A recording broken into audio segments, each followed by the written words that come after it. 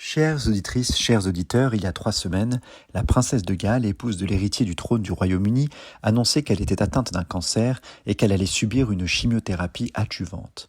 Cette annonce a donné lieu sur les réseaux sociaux à de nombreuses théories complotistes, affirmant que la vidéo de Kate Middleton était un deepfake et que la princesse avait en réalité disparu. Et puis, tous les pseudo-spécialistes de Twitter, vous savez, ces experts du clavier qui sont tour à tour médecins, infectiologues du Covid, historiens du Saint-Empire romain germanique, spécialistes géopolitiques de l'Ukraine et de Gaza, ont affirmé que l'on nous mentait et que si Kate Middleton devait subir une chimiothérapie, c'est qu'elle était en fin de vie. Alors, bien évidemment, au risque d'en décevoir certains, je ne vais sûrement pas m'amuser à essayer de deviner de quel mal souffre la princesse de Galles, comment son cancer a été diagnostiqué et quel organe précisément est atteint. Ce n'est pas mon sujet.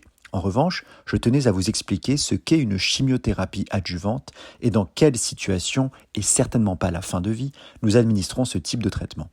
Adjuvant vient du latin adjuvare qui signifie aider. Un traitement adjuvant, c'est un traitement qui aide le traitement principal. C'est un traitement administré pour compléter l'action du traitement principal, pour augmenter le taux de guérison ou encore le taux de survie sans récidive et de survie spécifique. En fait, ce traitement adjuvant va cibler les cellules cancéreuses qui auraient pu subsister autour de la tumeur principale ou qui seraient déjà parties dans la circulation sanguine ou lymphatique et qui risqueraient de donner des métastases dans quelques mois ou dans quelques années. Si on prend l'exemple le plus fréquent où le traitement principal est une exérèse chirurgicale de la tumeur, un traitement adjuvant peut être une radiothérapie qui va détruire les éventuelles cellules résiduelles autour de la zone tumorale, ou alors une chimiothérapie qui va détruire les cellules à distance, ou encore une immunothérapie qui va stimuler notre système immunitaire pour l'entraîner à détruire d'éventuelles récidives.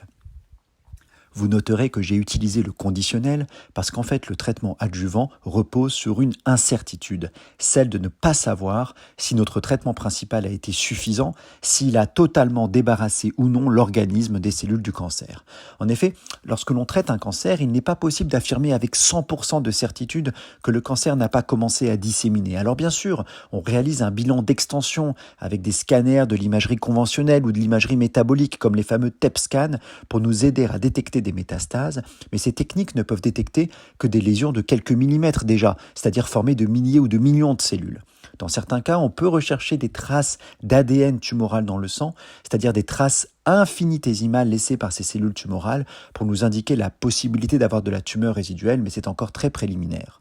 Ainsi, la subtilité que le traitement adjuvant ne s'adresse pas à des patients chez qui on détecte de la tumeur résiduelle, on parlerait dans ce cas de traitement de rattrapage ou encore de traitement de première ligne métastatique. Non, mais là, ce n'est pas cela.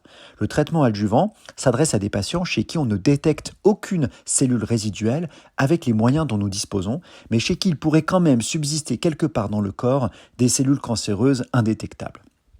Ainsi, le clinicien va utiliser des facteurs pronostiques pour évaluer ce risque de cellules résiduelles. Par exemple, on va regarder la taille de la tumeur ou son grade, c'est-à-dire l'agressivité des cellules qui la composent. L'analyse de la tumeur au microscope va chercher la présence de cellules cancéreuses au contact de la zone de résection de chirurgie, ou la présence de cellules qui auraient rompu la capsule de la tumeur et qui seraient alors associées à un risque de récidive plus élevé. En fonction de ce calcul de risque, le praticien va alors estimer que le risque de récidive causé par l'existence potentielle de cellules résiduelles indétectables justifie l'administration d'un traitement adjuvant, d'un traitement complémentaire. Il faut que le risque d'administrer ce traitement pour rien soit inférieur aux bénéfices attendus de ce traitement, car aucun traitement n'est inoffensif. Il existe aussi des situations où ce traitement complémentaire est administré avant le traitement principal et l'on parle alors de traitement néo-adjuvant avec le même objectif global que le traitement adjuvant. En conclusion, le choix d'administrer un traitement adjuvant repose sur un élément essentiel en médecine, l'incertitude. Et à chaque fois que je suis le témoin de méfiance ou d'incompréhension face à la médecine, que ce soit dans ma vie quotidienne ou sur les réseaux sociaux, c'est souvent parce que les gens ne comprennent pas que la médecine est tout sauf une science exacte, elle s'apparente plus à une gestion de l'incertitude qu'à une conscience de la vérité absolue. Et c'est cette relative ignorance qui est, je pense, le plus difficile à expliquer à nos patients.